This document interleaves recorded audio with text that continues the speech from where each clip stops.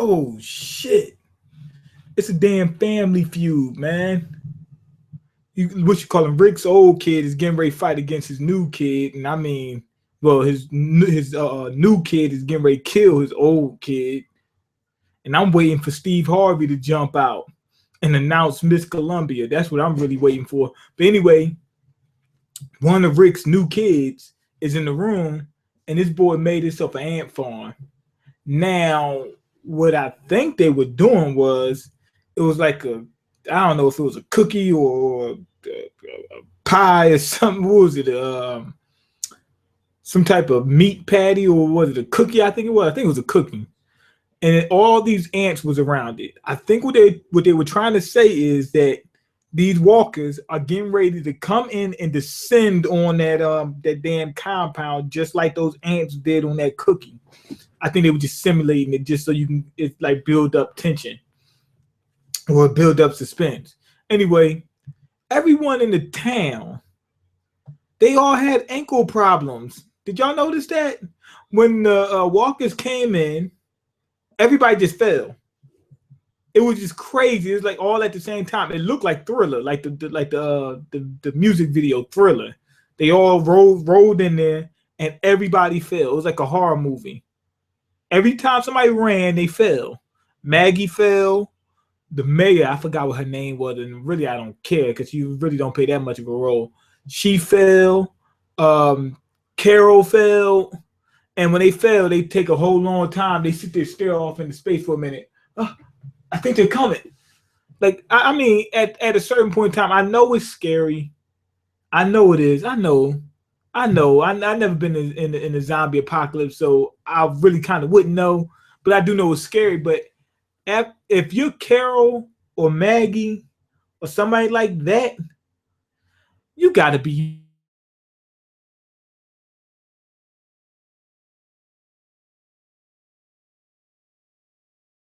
Oh my God, I can't. You just get right back up and just find out what you need to do from there. You know, that's what you would think by now, but no. But anyway, the mayor, she falls on some sharp shit. Thing damn near gutted her.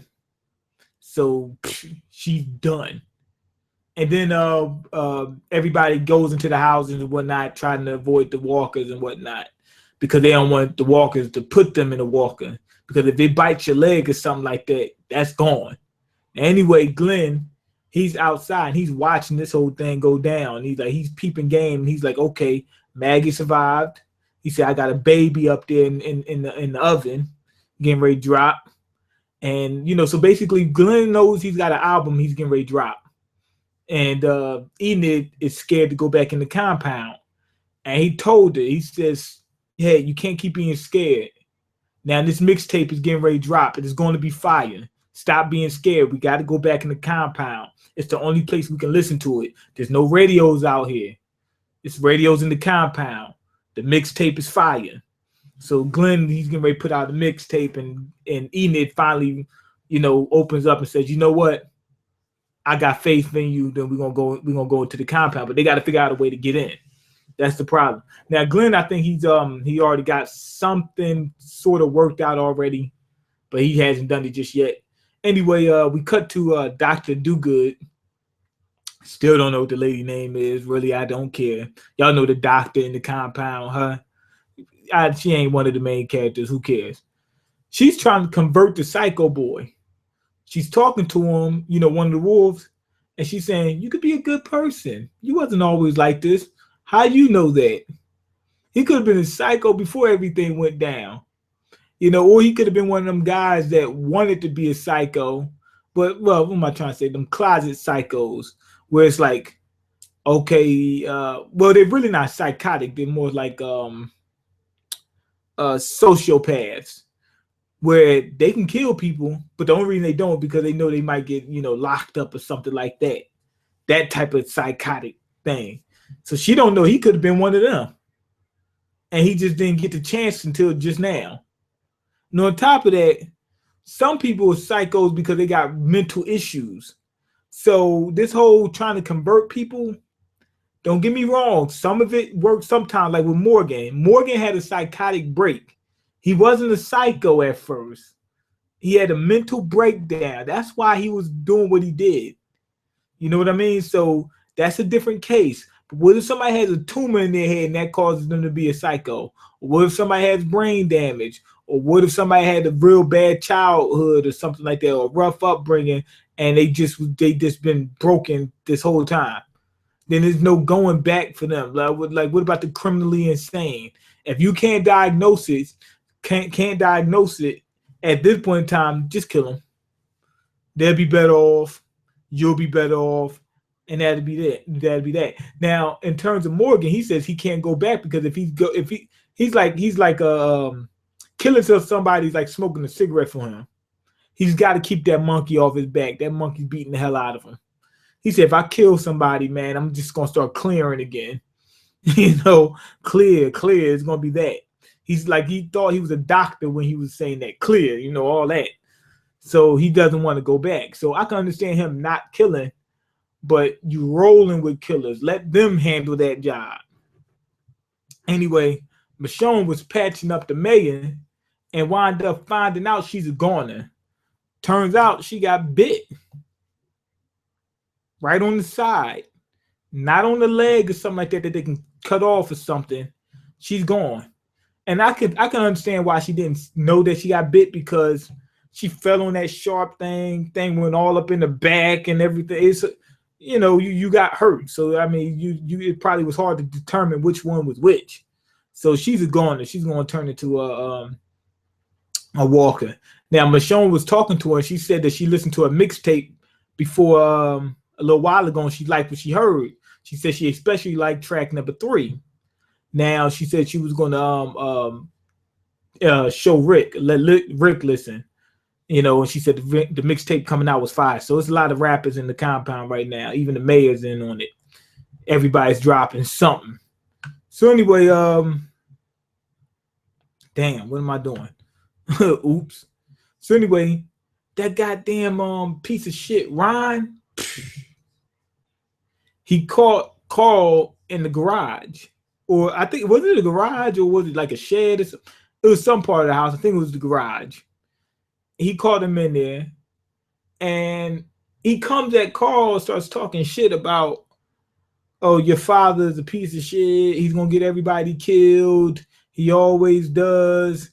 He ain't worth 2 shit. He ain't about shit. He ain't never gonna be shit, and that type of deal. And Carl says, he said, I understand. He said, my dad killed your dad, but he said, understand this. Your dad was an asshole. That was a nice comeback. I mean, and it was truthful too. He said, you want some honesty? That's some honesty for your ass. So Ryan says, all right, cool. You know, he says, your dad's a killer. And then Carl says, your dad's a killer too. Oh man. He had that was like, for me, that was the perfect rebuttal. He said, your dad's a killer too. He tried to take somebody out. Then he tried to take my dad out. You know what I mean? So, eye for an eye. And on top of that, the reason your dad killed because he was a psycho. My dad killed because he was killing a psycho. Keep that motherfucker in check. Anyway, they get into a little fight in there. And it reminded me of Home Alone. Y'all remember the movie Home Alone? When Kevin, he kills his little baby brother. Like the mom has a baby. He's like a psycho or something like that. And she shows the baby more attention than she shows him.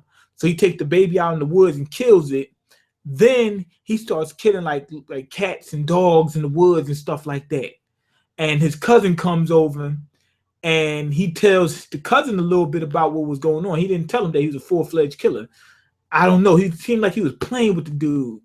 It was what's the guy name from the guy who played Frodo from I'm getting ready to say Star Wars. The guy who plays Frodo from Lord of the Stars. I mean Star of the Rings. Lord of the Rings. Him. And I can't remember his name, and I'm sure as soon as I hear his name, it's gonna pop right back up in my head. But anyway, he starts playing with him. He tells him at one point in time, he said, don't fuck with me. And set the treehouse on fire and tried to kill him inside there. Then tried to kill the daughter. I mean, not the daughter, his sister. Then went to try to kill his mom. Man, I think that was Home Alone 3, or was it Home Alone 4? Anyway, y'all know about it in the comment section. But anyway, Ryan was like that. He's trying to kill his stepbrother right now. Just plain and simple, just like that. So that's what that reminds me of. But anyway, they're fighting down there. He picking up shovels. He got guns. He got an axe. He got a sword. He got a box of bullets. You know, he got everything he needs to take a motherfucker out. He had a damn belt he tried to strangle Carl with. He had a shovel he tried to strangle him with. Hit him with a damn shelf, a vase. You know, he dropped. I think he dropped the piano on him at one point. Anvil, everything. Threw everything he could at him. Carl was backed up against the wall. Walker's snatching for him. So everybody hears the ruckus. They run down there and try to save him. Carl gets saved, and they try to figure out what's going on at that point. Of course, Carl hid what was going on, so now he's got Ryan respect. Ryan's like, okay, you didn't sell me out because I know your dad could have killed me. You know, matter of fact, I know he could kill him. You know, he knows Carl's down for that 187, like Samuel Jackson. Y'all seen the movie 187. Anyway, after that point, after they go up in the room, Carl approaches Ryan, and basically the first thing he tells him, he says, I learned the game from William Wesley. You could never check me. You know, he could never match him. He says, give me your gun. He gave him the gun. And after that, me and Rick, now it wasn't just Rick, it was me, myself, like me. Not a character named me, I'm talking about me. We both thought that Judith was going to be baby food. Why? Because the mayor was up. She was up and walking. I thought she had turned and that they was going to get Judith. Not Judith. And on top of that, to be honest, Judith really isn't playing a major role in this show. And on top of that, she's slowing them down. If they get rid of it, it'd be easier on them. Well, not if they get rid of it. They can't get rid of her. But I'm just saying, if the baby was to get killed, it'd be easier on them. Because you can't kill the baby. But if it does get killed, it'd be easier on them. But I think they're missing the opportunity to really show, like, maybe just give it like an episode or two, how it would be to try to raise a child, you know, not a child, but like a baby in the zombie apocalypse. You know, you get a few glimpses here and there, but I think they should give it like not dedicate a whole episode to it, but just have an episode where they really put it at the forefront a little bit here and there. That way you can know, oh damn, maybe they shouldn't have to, you know, just to open that discussion up.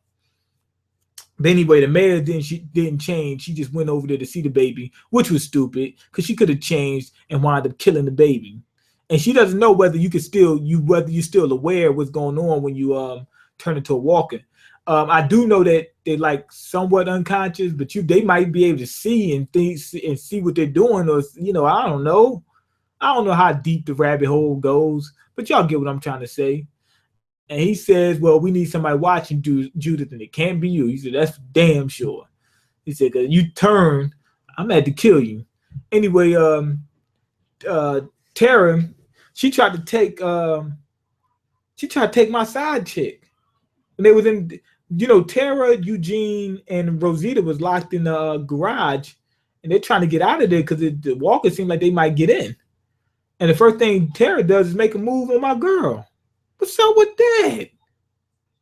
She says, what did she say? Call her gorgeous or something like that? I thought she already had a girl. But anyway, that punk. Anyway, Eugene, he was able to pick the lock, and they just, you know, was able to make it into the house. That's the house that is that the house? I think that's the house that Morgan is. Yeah, that's the house that Morgan is holding that damn wolf dude in. Carol and Morgan's upstairs. They're in the garage or whatever, locked in the garage, but they're able to make it in. Now Carol, she knows he's holding somebody down there, and she's trying to get to him. Morgan's trying to stop her, you know, being an idiot. Anyway, after that, Morgan goes back to some season 1 shit. He says, we're locked in this house. Damn, walkers got in. We got to cover ourselves in walker guts. Now, everybody kept wondering. They said, why they don't do that? Why they don't do... Man, them things got all that diseases and stuff like that on. You don't want to spread that stuff on you all the time. Come on, man. It just don't make no sense. You can get sick. So it's not, you don't want to keep doing that. But what they did was they put sheets over them. I don't know why they used the bay. I think they do that just for the gore factor. But I would just put it on some gloves or something like that and spread this stuff on like a sheet or something like that. Then put it on me. That way you can just take the thing off. But anyway, I think they just did that just for gore. Anyway, they spread that stuff all on them and went back to season 1. They brought the trick right back. They needed to. They had no choice to. There was no way they were gonna make it out their house alive. So they told the people about it, and she said, "Why would you do something like that?" He said, "I did it in season 1." He broke the fourth wall. He said, "I did it in season 1." He didn't say I did it before. He said, "I did it in season 1, and it worked. The walkers won't be able to tell which one is, who we are." Anyway, Carol, she goes psycho and goes off on Morgan. She says, "I will kill you in order to kill the wolf." And he says, "Well, you're just going to have to kill me." Anyway, he goes hard on her. He beats her. The wolf beats him. And the wolf grabs the Dr. Dogood. Now, what does that mean? That means Morgan fucked up. First, he almost got Rick killed. Second, the reason why all the walkers are surrounding the compound in the first place is because the wolves that got loose shot the RV. So there you have it. Morgan's the reason why the walkers are descending upon them right now as we speak. So it's his fault from the beginning. So there you go. So that happened. Now the wolf is loose and he can kill anybody in that room, and it's Morgan's fault again. Now Carol, I think she went psycho. You can't kill an innocent person to kill, a wolf. I can't bring myself to do that. Come on, that would just be morally bankrupt. Carol's going a little bit too psychotic for me. But anyway, after that, Tara, Rosita, and Eugene, they walk in and they fucked up.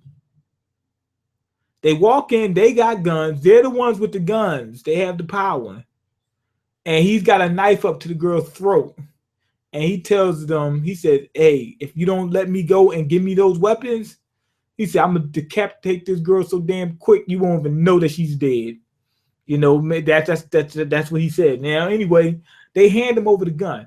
I would think, and I could be wrong, that they got the guns already aimed at him like this. I would think they could pull the trigger like this faster than he could split the girl's head apart. Because, I mean, when somebody grab you like this and they got a knife to your neck, you're holding them like this. That's just natural. Yeah, you grab right there. Everybody's doing. You holding them right here. I would think that they could shoot him and he won't be able to dodge a bullet. You know what I mean? I would think, unless they don't have their hand, maybe they don't have their finger on the trigger. So if he sees them put their finger on the trigger, then he might go ahead and just cut him. But they gave him the guns. When they give him the guns, now he can kill all of them. You know what I mean? Shoot the motherfucker. I mean, even if I was the one being held up, I'm holding him like this. I say shoot. I'm holding him as hard as I can. I'm not letting them cut me. I mean, not before you shoot his ass. He's not hiding behind the head or nothing like that. Like he's looking out like this. They probably do that for TV though. But at the same time, I don't know if you give him the guns. Isn't that a hard decision? You give him the gun, now he can just kill everybody. But anyway, he makes it out with the girl, and he's getting ready to get himself killed and her killed.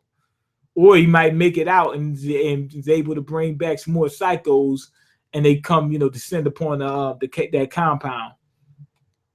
And so Eugene, Rosita, and Tara, they fucked up. He got his head out like this, just shoot him in the damn head, call it a day. You know what I mean? Like he can't beat y'all. And even if we don't want him to do. And the mayor even talked about this. She says, "You're part of the group now." Remember, he said, "Tara, you almost got yourself killed for these damn people." She heard that. She said, "You're part of the group. Treat us like we're part of your group as well." Well, anyway, so I could understand them not wanting her to die, but damn, you give them the gun, they can just kill everybody. But anyway, Rick's group, they make it out the house. and the little boy is getting ready to get them killed. Because as soon as they get outside, he's like, Mom, can you give me an Xbox One? Halo 4 is getting ready to come out. That's what he says. I'm looking like, oh shit, he's going to get them discovered. Not only that, you already got Judith. She can start yelling at any time. Could be right now, could be 5 minutes from now, could be 10 minutes from now. She's gonna start yelling. I know they're on the move. They can't walk too fast, otherwise the walker's gonna notice. But they can't walk too slow because Judith could start crying at any given moment. And oh shit, my computer's about to die on me. Sorry about that. Computer almost died on me. Computer almost died. But anyway, you can't walk too fast or too slow. But now this boy, he's arguing about this Xbox One and this PS4, and he's getting ready to get them killed. He's not trying to get them killed, but that's what's going to happen. But anyway, let me go ahead and see the comments real quick. I'm gonna get this episode. It's a hard one. It really is a hard one. I like the whole Ryan thing. We finally got to that point, and we see where that's heading. Them getting out the house, bringing it back to season 1. That was exciting as hell. I like that part. The whole Morgan Carroll thing, like I said, Morgan messed up so bad he jacked that up. But is that a bad thing? I don't think so. I think it was actually a good thing because he's trying to be the voice of reason. So at this point in time, he's an unbalanced character, but maybe he could balance himself a little bit more than balance the crew out. I'm going to go ahead and give it a 4 out of 5. The mayor getting killed was good. Why? Because now Rick's in charge. That's what we've been waiting for. And he didn't have to kill the mayor in order to do it. Okay, let me see. Let me see the comments. Okay, I'm first. Yeah, you were first. Okay, Stoops the man, you have a special Christmas mainstream tomorrow. Stoop boy, and I know you don't celebrate Christmas. Who said I don't celebrate Christmas? Oh, yeah, because I don't have any money. That's how you know I don't celebrate Christmas. Okay, also send me a link to the stream. Okay, LOL, where's my pizza? You already got your pizza, man. Okay, there's some more pizza. Pink Lotus got you some pizza. Okay, is you going to be live streaming on the weekends? Like I said, I got to get back. I'm still getting back into the swing of things. Like all this stuff was happening at one point in time. I can't be exactly sure exactly how I'm going to work everything out. Okay, Mean, do you still be throwing? No, I got another job. But in between that, I was doing another job that was kind of jacking me up. But yeah, that throwing ain't no joke. We talking between 50 and 300 pounds, just all day, just like this. With your back hurting and stuff falling on you, and it ain't nothing but asbestos and smoke and dust all in your lungs and throat, and your back hurt, and you got it. And then when you sleep, you can't. It's hard for you to breathe, and your back start hurting and what? Okay. Okay. Or did you George and Wheezy did you George and Wheezy in the world? Not George and Wheezy, but maybe just Wheezy. Okay, nice cut, me. Thanks. Okay, I'm not feeling this season of Walking Dead. Too many annoying things. Okay, did you see the 2-minute prologue of after this episode? It's in AMC's official YouTube channel.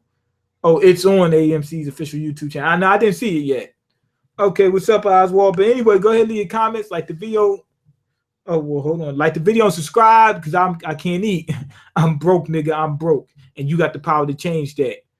Okay, LOL. So you just moved, but not too far up. Like this much. Like this much. But anyway, go ahead and leave your comments and all the other crap. Peace.